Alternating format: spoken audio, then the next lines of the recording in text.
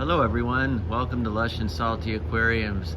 I'm here at City Welding Sales on the north side of Chicago near Rogers Park and Skokie. Not at any of my aquariums because I'm getting CO2, and this is what you do. You bring your canister over to a place like this which sells nothing but gas, and I'll talk about that in a second. And for about 20 bucks, this is a 5-pound cylinder. They refill it for me. It only takes a second. Sometimes they just give you another one, and you're basically leasing the canister as opposed to buying them. And so that's about 99. That's 100 bucks for the 5-pound cylinder.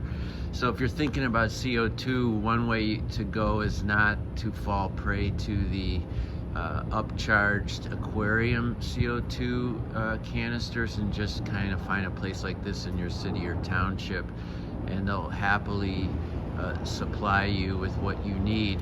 But I think it's kind of cool to go destination driving. It's about 15 miles from my house, and it's a neat excursion to see a part of the world you might not ever see if you're not in an industrial vocation, as I certainly am not, was not, and never will be. But so I get to see this wild place.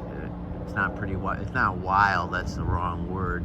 But every time I come here, that's liquid argon on the right, and that's carbon dioxide, what I got, refrigerated liquid, that Titan cylinder.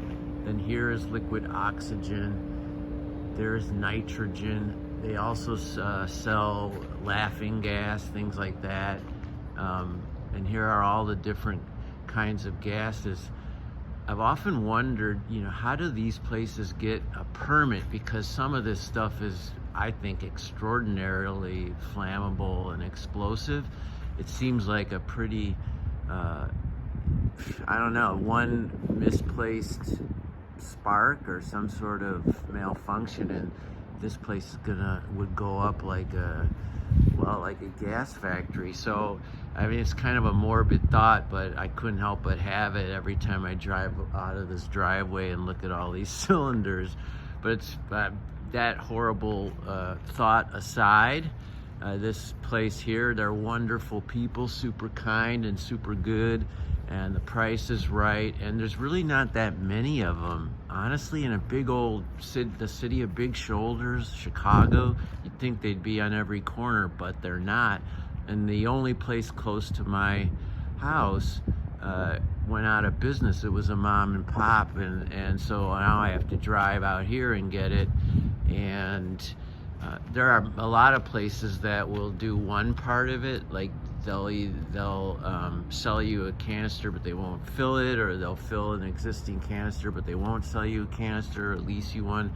And I went through the ringer sort of looking for this one, but now that I found this place, I'll never go anywhere else because like I said, the front desk is super cool, the price is right, it's quick, it's easy.